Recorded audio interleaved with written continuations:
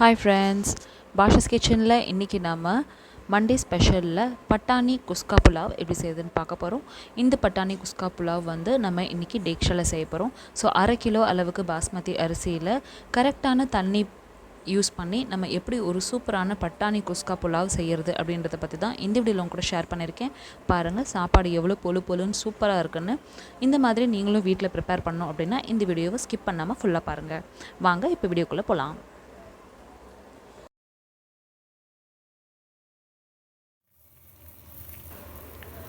இந்த பட்டாணி குஸ்கா செய்கிறதுக்கு ஃபஸ்ட்டு நம்ம பாஸ்மதி அரிசியை ஊற வச்சிடலாம். உங்கள் வீட்டில் நம்ம ரெகுலராக யூஸ் பண்ணுற இந்த அளவுக்கு ஒரு கிளாஸில் 2 கிளாஸ் அரிசி வந்து நம்ம இப்போ ஊற வச்சுக்கலாம். நல்லா 2லேருந்து 3 தடவை வாஷ் பண்ணி பாஸ்மதி அரிசியை நம்ம வந்து ஊற வைக்க போகிறோம். ஒரு 15லேருந்து 20 நிமிஷம் ஊறிச்சுன்னா போதும்.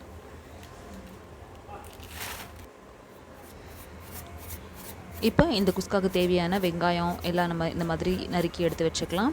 வெங்காயம் பார்த்திங்கன்னா 1/2 கிலோவுக்கு வந்து இந்த அளவுக்கு நீங்கள் சேர்த்துக்கணும், அப்போ தான் நல்லாயிருக்கும். இப்போ ஒரு டேக்ஷாவில் தேவையான அளவுக்கு எண்ணெய் விட்டுக்கலாம். அதில் இப்போ நம்ம பட்டை கிராம்பு ஏலக்காய் சேர்த்துக்க போகிறோம். இந்த அளவுக்கு பட்டை கிராம்பு அப்புறம் ஒரே ஒரு ஏலக்காய் சேர்த்துக்கோங்க.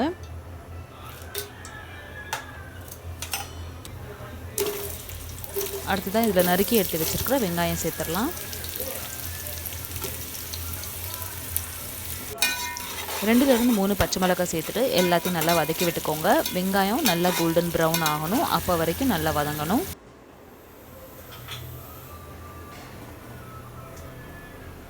இது வந்து நம்ம பட்டாணி குஸ்கா செய்ய போகிறோம் அப்படின்றதுனால தேவையான பட்டாணி இந்த மாதிரி உரித்து வாஷ் பண்ணி எடுத்து வச்சுக்கோங்க. தேவையான புதினா கொத்தமல்லி அப்புறம் இஞ்சி பூண்டு பேஸ்ட்டு இதையும் எல்லாத்தையுமே இந்த மாதிரி எடுத்து வச்சுக்கோங்க.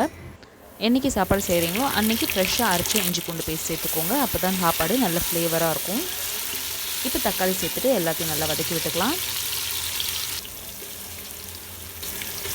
அடுத்ததாக 2 டேபிள் ஸ்பூன் அளவுக்கு இஞ்சி பூண்டு பேஸ்ட் சேர்த்துக்கோங்க. 1/2 கிலோ அளவுக்கு நீங்கள் அரிசி சேர்க்குறீங்க அப்படின்னா 2 டேபிள் ஸ்பூன் அதுக்கு இஞ்சி பூண்டு பேஸ்ட் சேர்த்துக்கணும். நறுக்கி எடுத்து வச்சுருக்கிற ஒரு கை அளவு புதினா அப்புறம் ஒரு கை அளவு கொத்தமல்லி இலையும் சேர்த்துட்டு எல்லாத்தையும் நல்லா இந்த மாதிரி கலக்கி விட்டுட்டு இப்போ நம்ம மசாலா சேர்த்துக்கலாம். மசாலாவில் நான் வெறும் மிளகாத்தூள் 1 டீஸ்பூன் அப்புறம் தேவையான அளவு உப்பு சேர்த்துருக்கேன். 1லேருந்து 1 டீஸ்பூன் வரைக்கும் நீங்கள் உப்பு சேர்த்துக்கலாம். அடுத்ததாக இதில் 2 டேபிள் ஸ்பூன் அளவுக்கு தயிர் அப்புறம் ஒரு 1/2 லெமன் சேர்த்துக்க போகிறோம். உங்கள்கிட்ட தயிர் இல்லை அப்படின்னா 1 லெமன் சேர்த்துக்கலாம். நீங்கள் நான் ஏற்கனவே இதில் தயிர் சேர்த்துருக்கேன் அப்படின்றதுனால 1/2 லெமன் இதில் நான் சேர்த்துக்கிறேன்.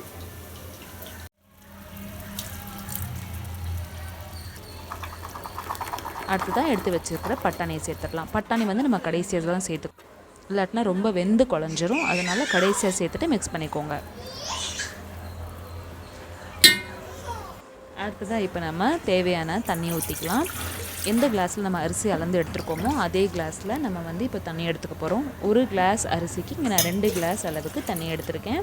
2 கிளாஸ் நம்ம பாஸ்மதி அரிசிக்கு இங்கே நான் வந்து 4 கிளாஸ் அளவுக்கு தண்ணி விட்டுருக்கேன்.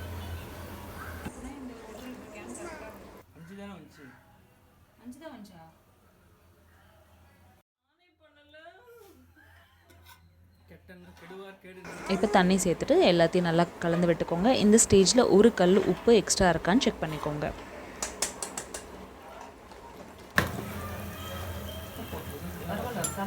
தண்ணி கொதித்த உடனே நம்ம ஊற வச்சுருந்த பாஸ்மதி அரிசி அடுத்தது அதில் சேர்த்துடலாம். பாஸ்மதி அரிசி தண்ணி இல்லாமல் இதில் நீங்கள் சேர்த்துக்கணும். ஏன்னா நம்ம வந்து வேக வைக்கும் போது நம்ம வந்து தண்ணி கொதிக்க வைக்கும் போது அளந்து ஊற்றிருக்கோம் தண்ணி. அதனால் நம்ம வந்து ஒரு சொட்டு எக்ஸ்ட்ரா தண்ணி கூட இல்லாமல் பாஸ்மதி அரிசியை சேர்த்துட்டு எல்லாத்தையும் நல்லா கலந்து விட்டுட்டு ஒரு 5 நிமிஷத்துக்கு ஃபுல் ஃப்ளேமில் வேக விட போகிறோம்.